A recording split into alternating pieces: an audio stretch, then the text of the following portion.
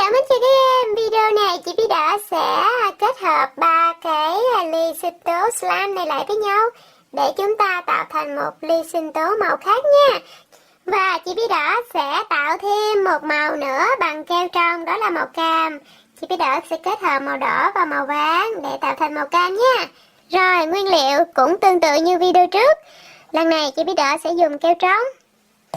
Chúng ta có màu đỏ, màu vàng để tạo thành màu cam. Và đặc biệt là bột borax. Rồi, bột borax thì các bạn đã biết rồi, video trước chị Bí Đỡ đã giới thiệu rồi. Chúng ta cần một cái ly to nữa, rồi một cái tô. Rồi bây giờ chúng ta sẽ tạo thôi. Rồi các bạn, chị Bí Đỡ sẽ cho cái nửa chai keo này vào đây ha. Một chai keo này là 147ml, khoảng 5 ounce. Rồi chúng ta sẽ cho một ít thôi, nửa chai thôi ha. Rồi bây giờ chúng ta sẽ cho màu vào. Chị Bí Đỡ sẽ làm màu cam, vì vậy chị Bí Đỡ sẽ kết hợp cái màu yellow, màu vàng này. Chị Bí Đỡ sẽ cho 1, 2, 3, 4 màu vàng và 4 cái màu đỏ này ha. 1, 2, 3, 4. Ok. Rồi các bạn sẽ cho thêm 1/3 cup water vào đây. Cup nước. 1/3 cup thôi nhé. Rồi chúng ta sẽ trộn lên. Rồi chị Bí Đỡ sẽ dùng 1/2 cup water. Rồi chúng ta sẽ cho nửa muỗng borax. Rồi chúng ta sẽ cho khoảng nửa muỗng thôi nhé các bạn.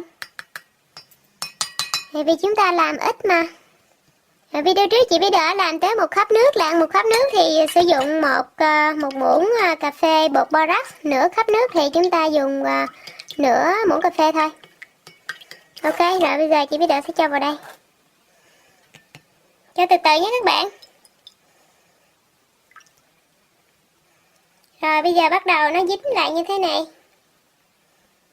Cho nữa.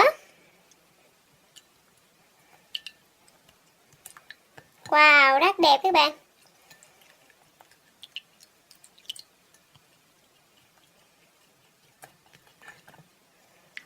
Rồi bắt đầu nó sẽ kết dính lại với nhau như thế này. Rồi bạn nào muốn cho kim tuyến vào cũng được luôn. Để chị Bí Đỡ thử cho kim tuyến vào nha. Chị Bí Đỡ sẽ cho kim tuyến màu vàng. Các bạn hãy vào và subscribe trên kênh Good Morning Việt Nam để trở thành thành viên của Good Morning Việt Nam nhé. Dính lại với nhau rồi các bạn. Rất tuyệt vời. Rồi chúng ta sẽ cho nhiều vào đi ha. Wow. Rồi nó đã dính lại với nhau như thế này rồi. Wow, tuyệt vời các bạn ơi, đẹp quá.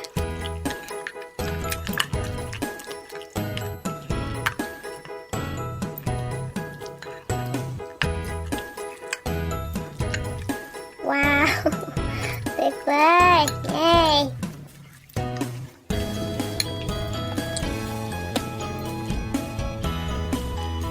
Rồi mấy cái công thức làm cái chấp nhận mã quái này thì chúng ta có tới cả chục cái công thức này các bạn. Nhưng mà cách phổ biến thì chúng ta sẽ dùng cái borax và keo, hoặc là cái nước xà phòng và keo. Đó là những cái cách an toàn và đơn giản nhất các bạn.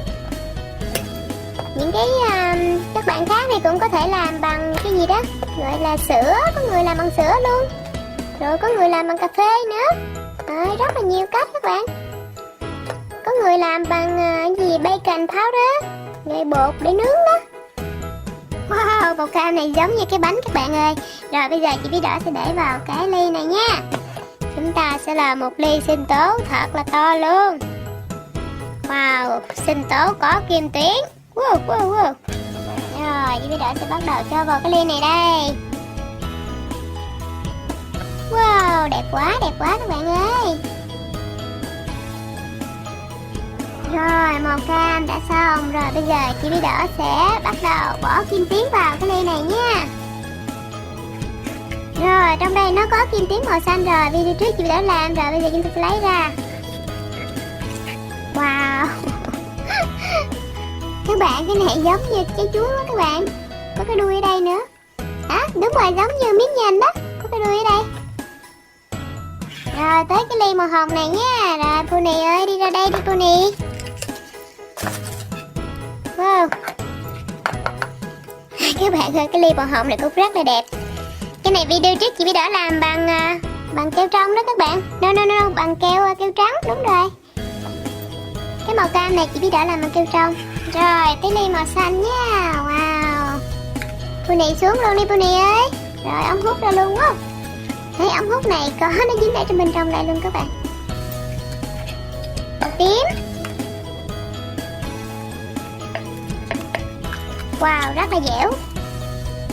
Rồi chúng ta rắc kim tuyến lên. Cái này giống y như là các bạn ăn hủ tiếu đó, các bạn rắc tiêu lên vậy đó. Wow, đẹp quá.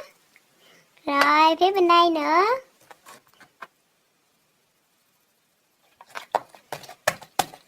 Rồi những cái phần kim tuyến còn lại chúng ta cũng có thể lấy như thế này, đập nó ra như thế này.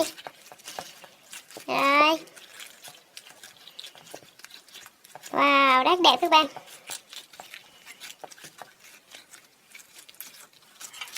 Rồi chúng ta có màu cam rồi. Bây giờ chị Bí Đỏ sẽ cho cái chúng ta cho cái màu vàng lên đi ha. Cái màu vàng nó sẽ nổi bật hơn. Wow, cái này cũng có kim tuyến rồi. Rồi, màu xanh đây các bạn ơi, có kim tuyến luôn. Rồi, chị Bí Đỏ cũng sẽ cho vào đây luôn. Wow, rất tuyệt vời, nổi bật luôn.